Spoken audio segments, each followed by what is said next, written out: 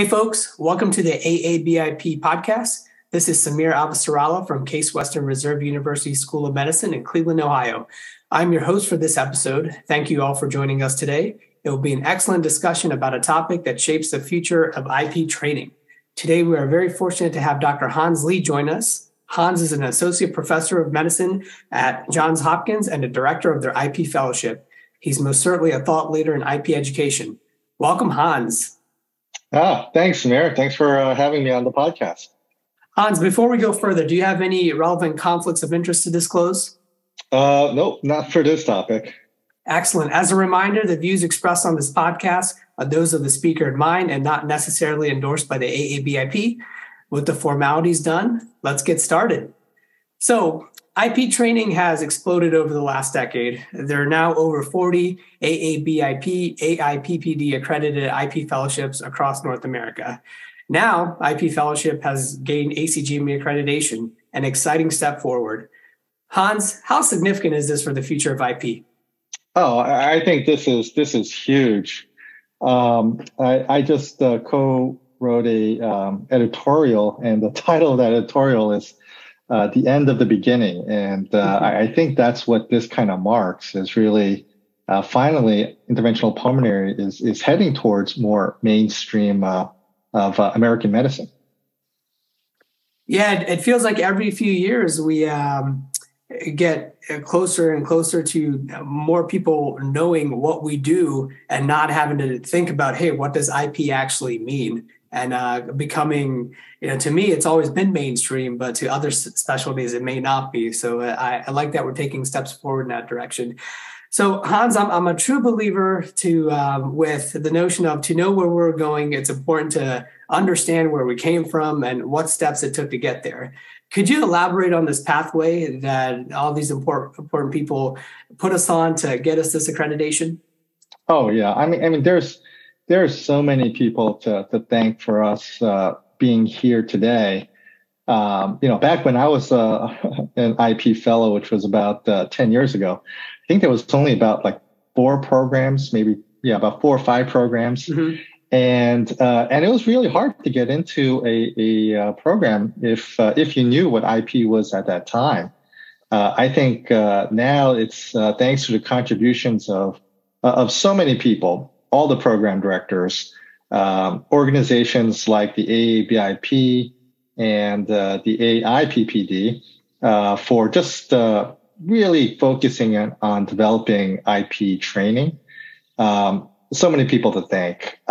There's a committee, a joint accreditation committee that was co-chaired. I just recently stepped down, but that was co-chaired by myself and John Mullen. Mm-hmm. And now actually one of my former fellows, Ashutosh Sachdeva, is now one of the co-chairs from the University of Maryland. So really the contribution from so many people, I don't know if we can mention everyone without running up all the time.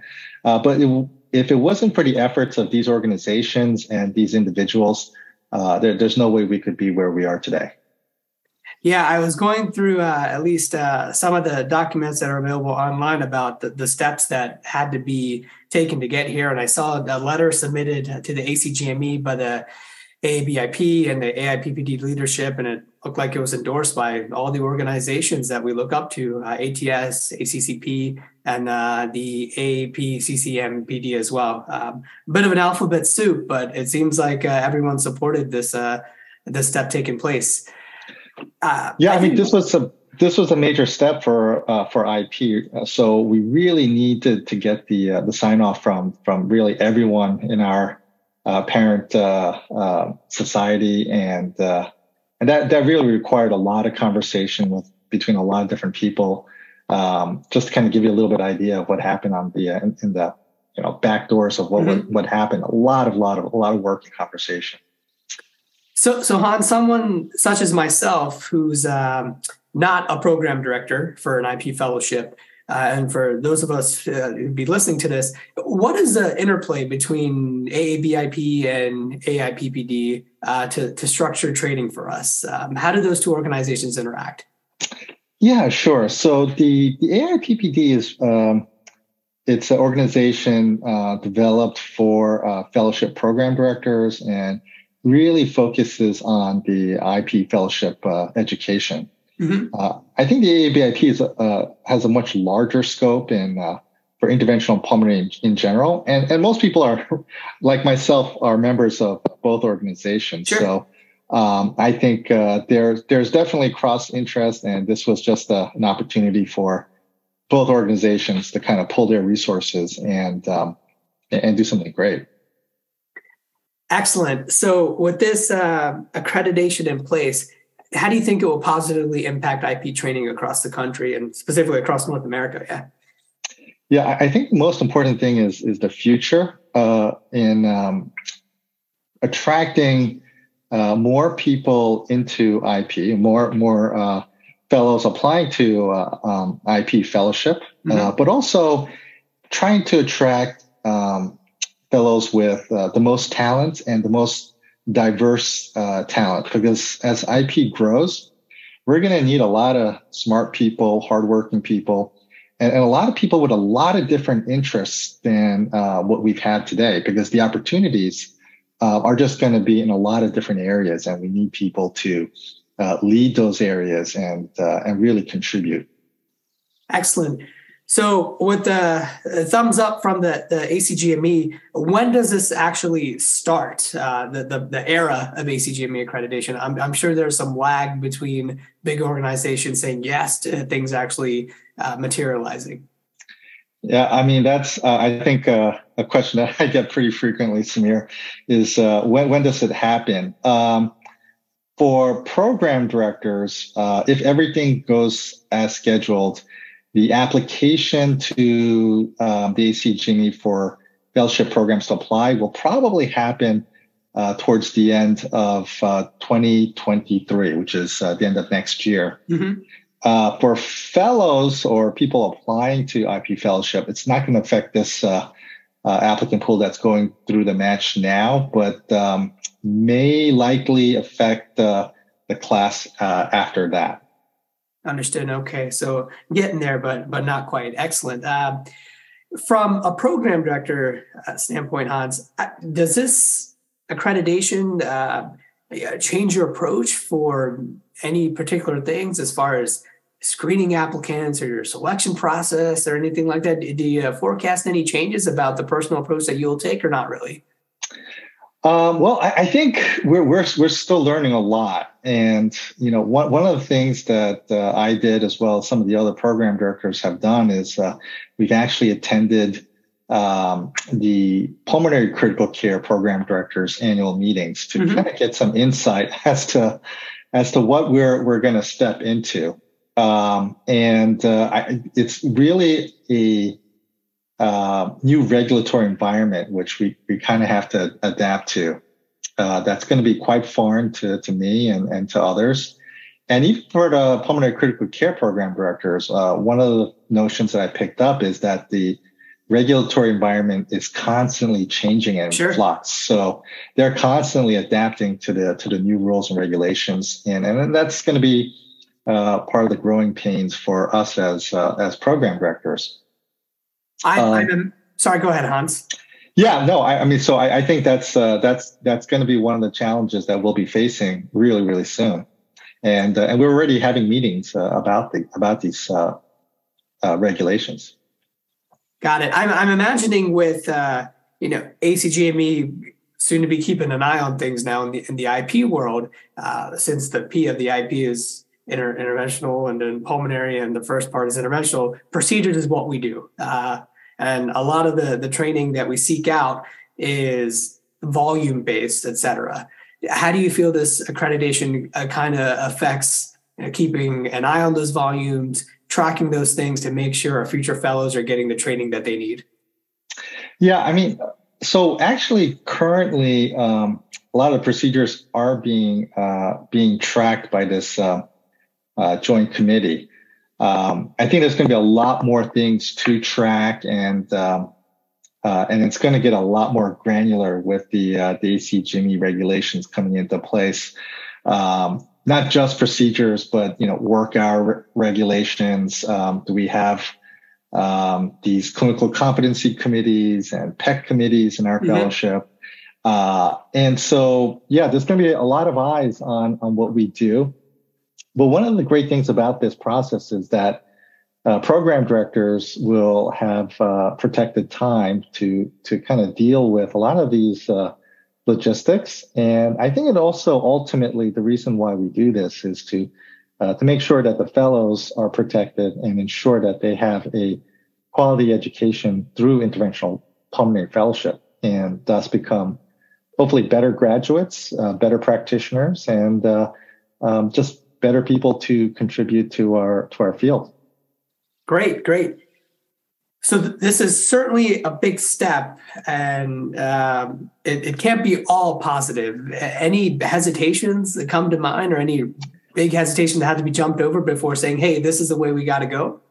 Yeah, I mean, there's going to be a lot of challenges, especially short-term challenges. I think one of the big things that a lot of programs have been talking about is that the funding model has a lot of historically for IP fellowship programs has been that the fellow is able to create some of their own funding for their positions by doing some additional clinical work here or there.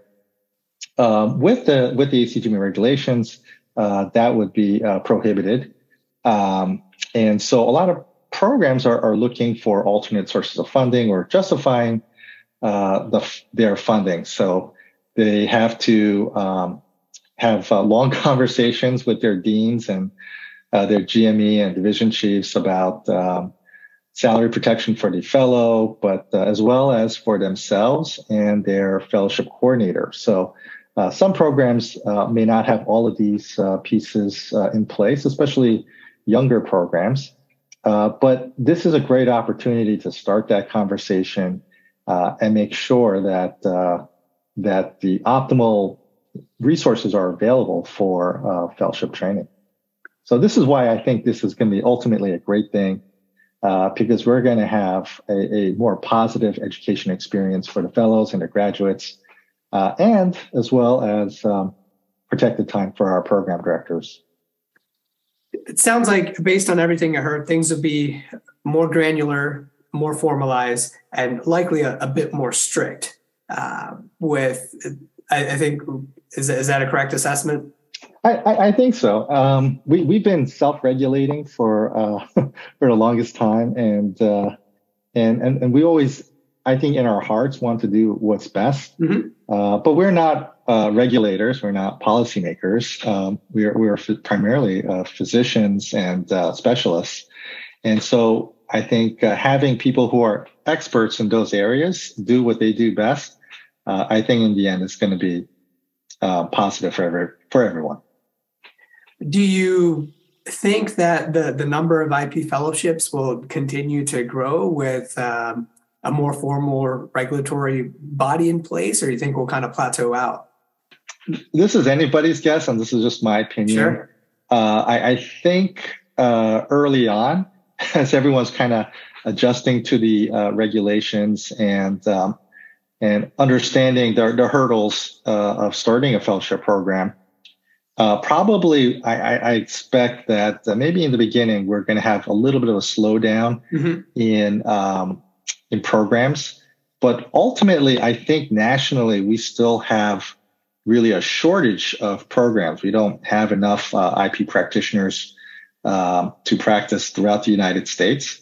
So I see two things happening. I see one, after the short-term learning curve, probably see more programs start to pop up, especially in areas where geographically IP hasn't been there as long as other areas. Right. And then the second area of growth is what I see is that I think a lot of programs that have the procedural volume and have the educational resources will eventually, we're going to see more programs with 2 fellows or 3 fellows, multiple fellows per program, rather than just having 1 fellow per program. So I think that's my prediction for the intermediate future. I'm looking forward to meeting all these new colleagues in the future. That's great. Hans, with fellowships now being ACGME accredited, in your opinion, what is the next milestone that needs to be achieved for IP training? Well, I think, and I think some of these things are already happening. I think a lot of people have their eyes set on the ABIM boards and transitioning board certification in the future from the AIPP boards to perhaps the ABIM. That's always been the goal when the IP boards were first developed by the AIPP. So I think with this now just happening this past summer, I think it kind of paves the way for that next step. And I think when that happens, boy, we're really going to be mainstream, and we're just going to be a lot of work for a lot of people to kind of bring our field forward even further. So that's why I call this the end of the beginning. And really, really, we're going to start to deal with a lot of the challenges that other specialties have with policies and reimbursements and new procedures. And what do we do with those things? So I think really an exciting time for people in IP and those that are coming into IP. We certainly can use their talents and leadership and just skills. Yeah, we're all super appreciative of all the time and effort you folks put in to kind of pave the way for us. So, I'd like to finish out with time for closing remarks. Anything you feel we left out that's important to discuss? Well, there's a lot, and I'm glad you were able to bring up about the past, because really there was a lot of contributions. Without the program directors creating their programs and getting us to this critical mass, this certainly wouldn't have happened. This certainly wouldn't have happened if the people that trained us didn't train us. And the challenges continue and opportunities continue to increase. So I think anyone that's really interested in education, because I hear that a lot on the interviews as we're interviewing new applicants, that they're interested in medical education and they're interested in research. I encourage everyone to kind of keep that enthusiasm. And if you're interested in IP education, reach out to organizations, to myself, because there's a lot of work, a lot of really interesting work that needs to be done. So, but I really appreciate this opportunity to kind of bring this message out as well. Wonderful, Hans. We're super appreciative of your time. Thank you so much. Thank you.